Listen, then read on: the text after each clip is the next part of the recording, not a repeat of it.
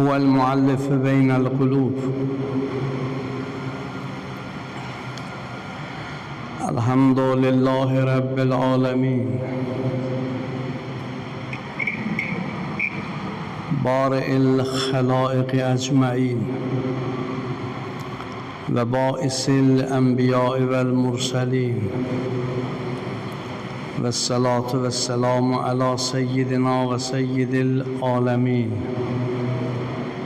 وفخر النبيين بشيرا ونذيرا حبيبنا وحبيب إله العالمين أبي القاسم محمد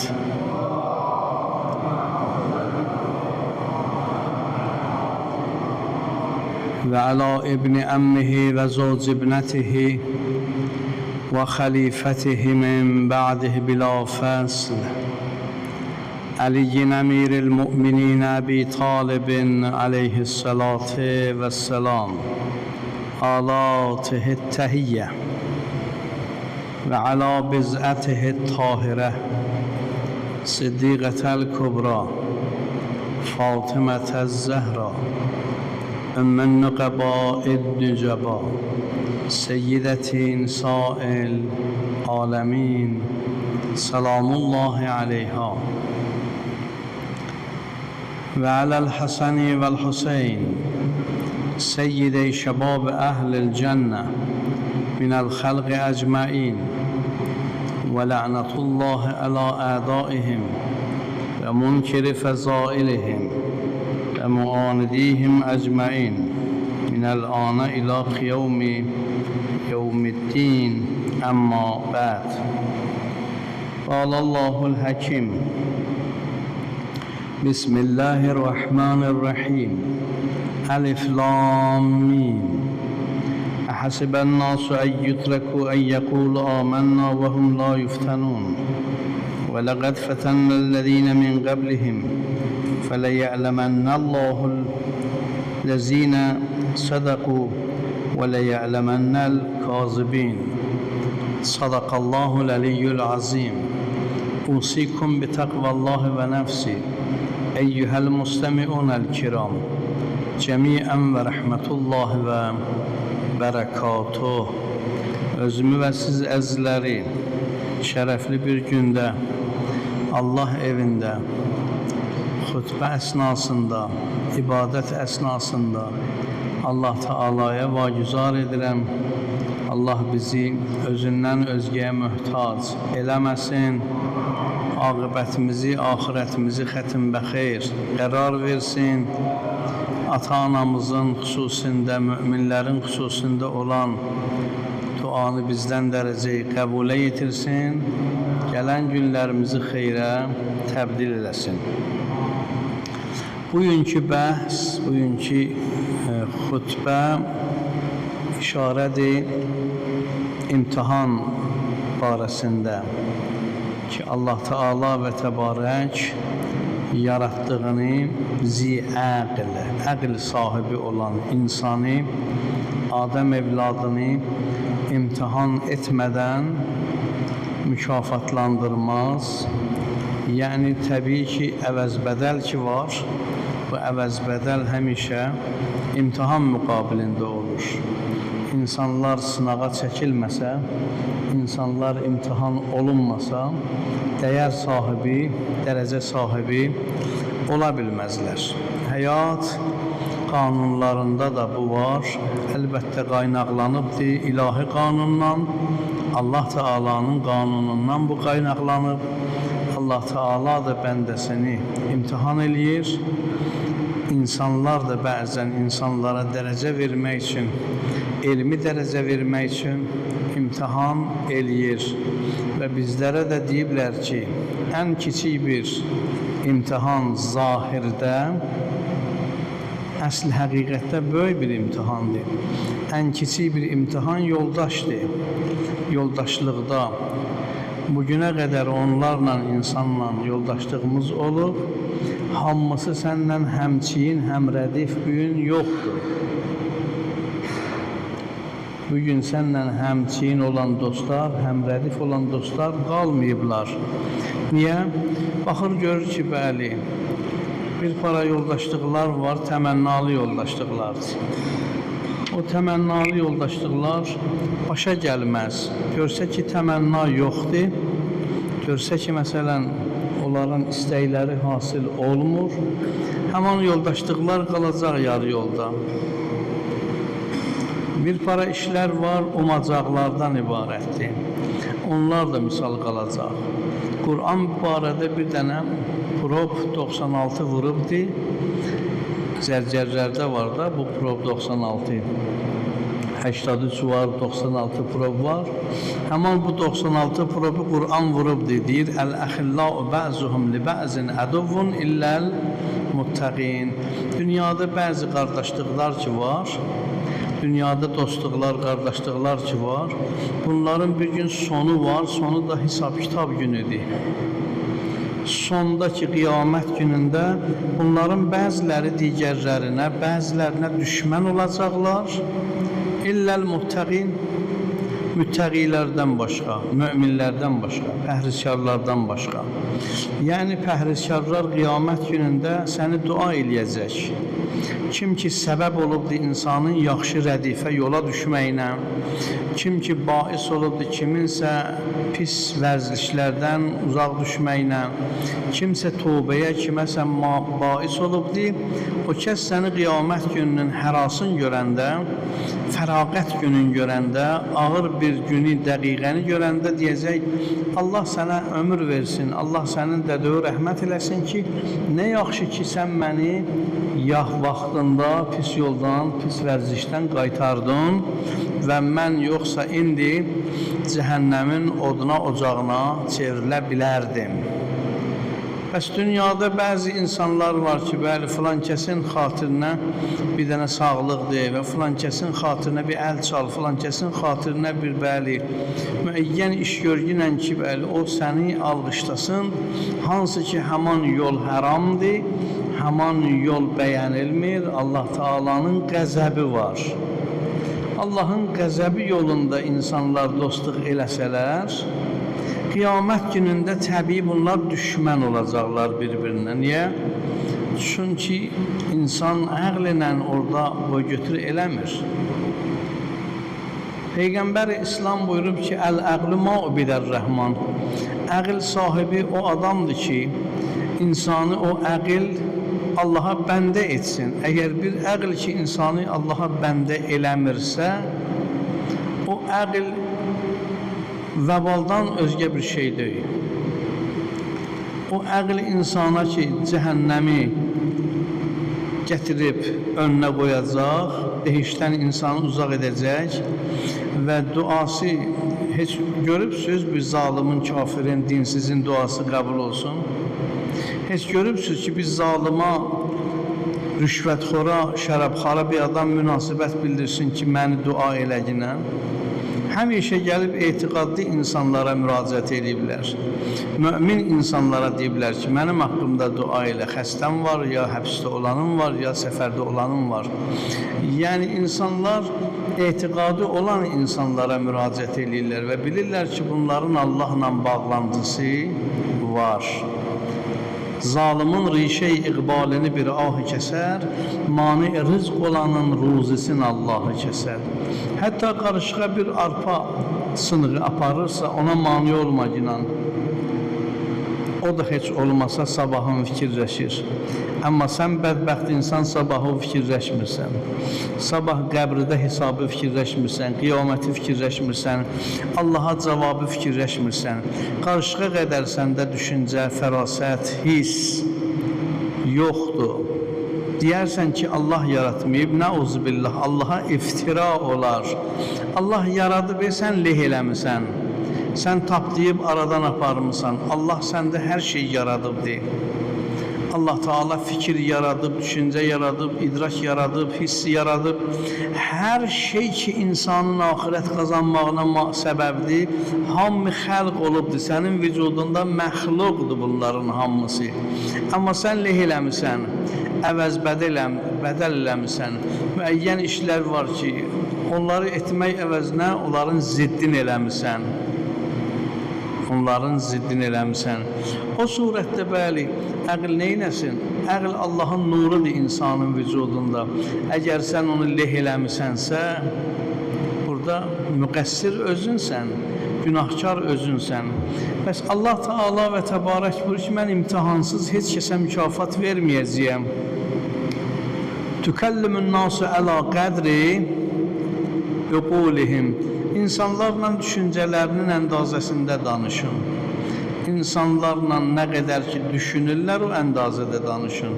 Əlhəmdülillah, siz hamınız ki məscidə gəlibsiniz, hamınız ki ibadət əhlisiniz, hamınız ki cümənin nə olduğun, namazı cümənin nə olduğun, xütbənin nə olduğun, ibadət və itaətin nə olduğundan ki xəbərdarsınız, sizinlə öz düşüncə əndazəsində danışmaq lazım və o cürdə danışılır. Əlbəttə ki, bir zaman olacaq ki, bizim yaşımız, əgər Allah imkan versə, həddini aşandan sonra, təbii ki, evdə gələ bilməyənlər kimi biz də gəlməyəcəyik. Məhrum olacaq bu ilahi feyizdən. Cümədən məhrum olacaq, namazı cəmaətdən məhrum olacaq, zikirdən məhrum olacaq, bu işlərin hamısından məhrum olacaq. İndi ki, bugün səlamətsən, yeriyə bilirsən, düşünə bilirsən, ibadət eləyə bilirsən və bu nə qədər ki, sənə məhrumiyyət gəlib çatmayıbdır, bundan istifadə elə. Bax, bizim əzizlərimiz görürsünüz, bəziləri əyləşiblər namazı qılmaqdan ötürü müəyyən o oturacaqlarda. Səncə onların canına sınır? Xeyr. Onlar da istəyər ki, sənin kimin qəşəng əyləşsin yerə, sənin kimin ayaq üstə dursun, namaz qılsın. Səhhət yol vermir. Səhhət buna yol vermir. Amma əzizlər, nemətani məchulətən əs-səhhəti vəl-əman. İki məchul nemət var, bunlar hamısı mübhəmdir. Nə qədər ki, əlində var bu sənin gözəl nemət, cansağlıqla əmnamanlıqdır. Bu can sağlığına, əmnamanlığı gərək vaxtında məsrəf eləyəsən. Vaxtında bunlardan istifadə eləyəsən. Və illa ki, cavanəm, məstəm, pirəm, süstəm, ey bərahdır, kuca xuda pərəstəm. Cavanəm, məstəm, keyfliyəm. Deyirəm ki, hələ qocallam, eylərəm yaxşı ibadət. Əcəl hərdən bir o qoyar kəmana, bir bədbəxti oxa eylər nişana, xəbərdar ol, xəbərdar ol, xəbərdar.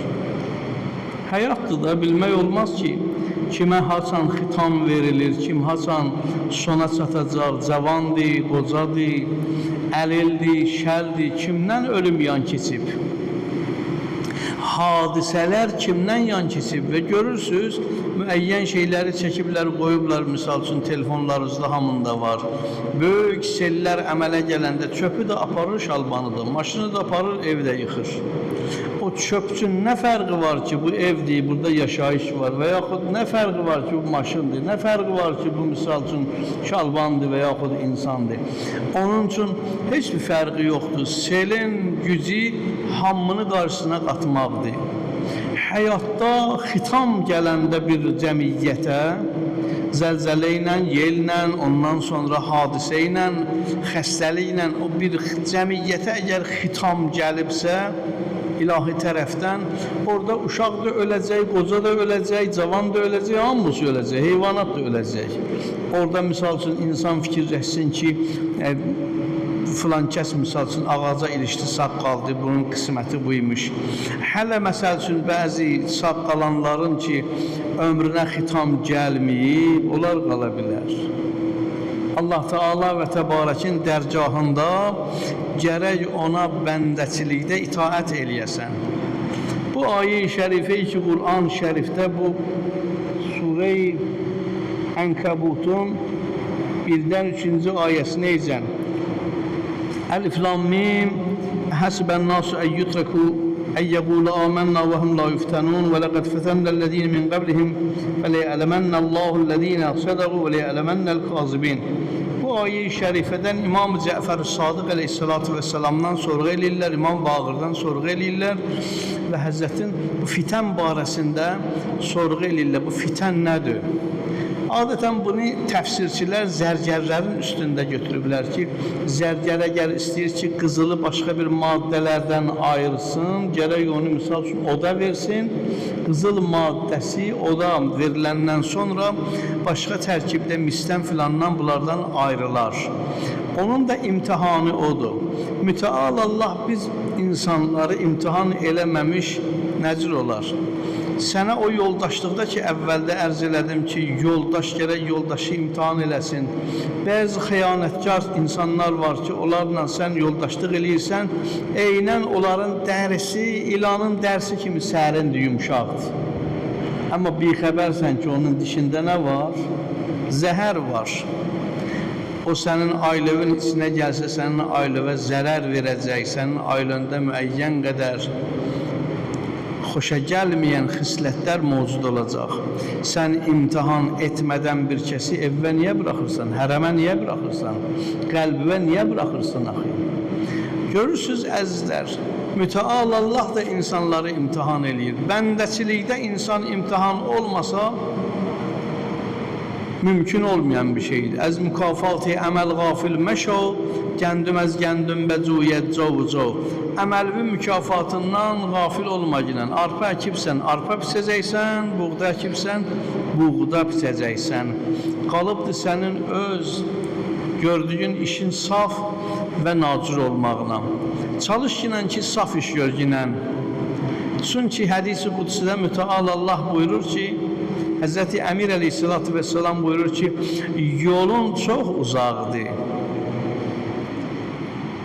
Dünyadan köçüb axirətə ki, gedəcəksən, əqəbələr var. O əqəbələrdə sənə çox diqqət olunacaq. Həman o yol sən üçün çox uzaqdır.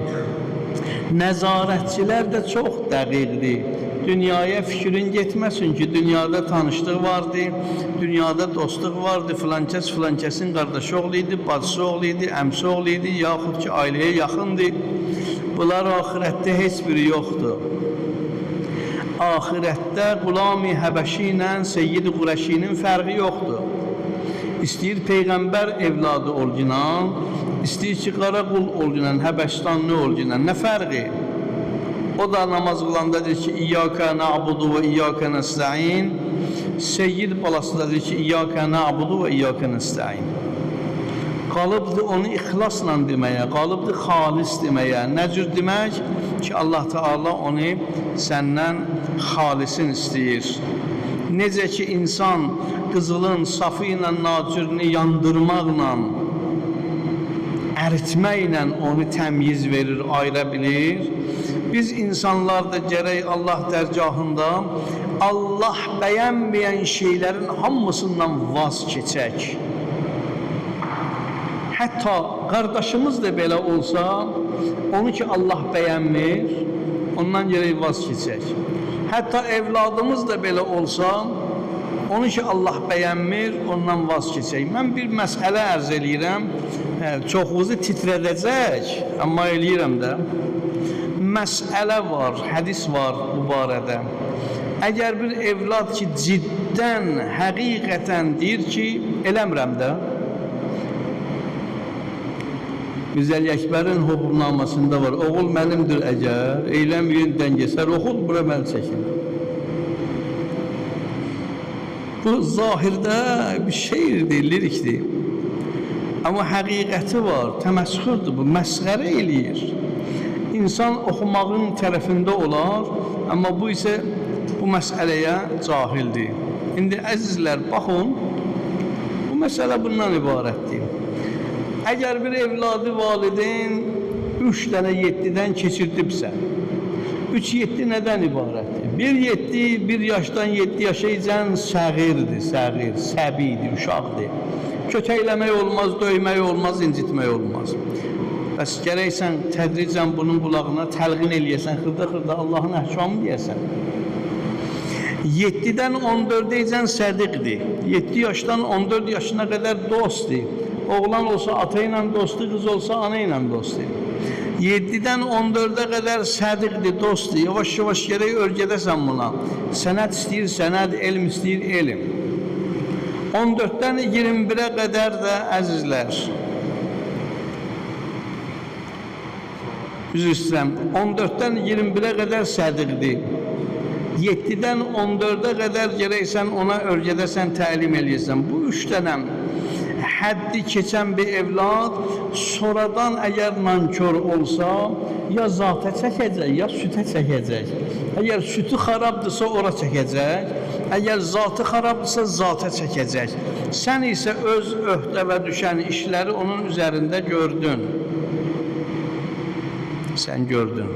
Xeyr, əgər belə bir öhdədarlığı ki, valideyn evladının üstündə həyata keçirdibsə, evlad yenə də dürüstləşmir, o surətdə soyuqlu gecədə bu evladın üstü açılsa, fərz eləginən ki, pəncərədən də soyuq vurur, sən valideyn keçəsən, görəsən ki, bunun üstü açılıbdır, çünki bu Allaha itaət etmir, Allahla sazkarlığı yoxdur, yorğanı onun üstünə atmağa haqqın yoxdur. Kimi himayə edirsən? Allah bəyənməyəni himayə edirsən? Deməli, sənin Allah bəyənməyənin qəlbində nəyin var? Məhəbbətin var. Sən nə cür dostsan ki, həm Allahla dost ol, həm də Allahın düşməyi ilə dost ol. Bunda adam nə olur? Münafiq. Allah bəyənmir bunu.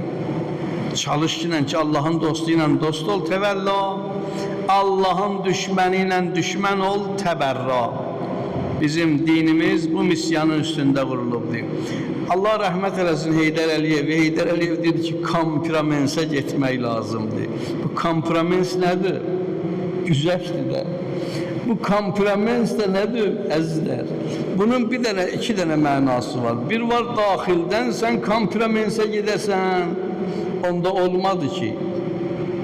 Olmadı. Xaricdən getkinən kompromensə. Allah düşməni ilə sən güzəşdə getsin, təqiyyə sayılır. Təqiyyə nə deməkdir? Məkkəyə getmirsən, Məkkədə sən ibadət eləyirsən, görürsən ki, hamısı bəli qolu bağlı namaz qılır. Bəli, sən əgər qolu açıq qılsın, başın xətada olacaq.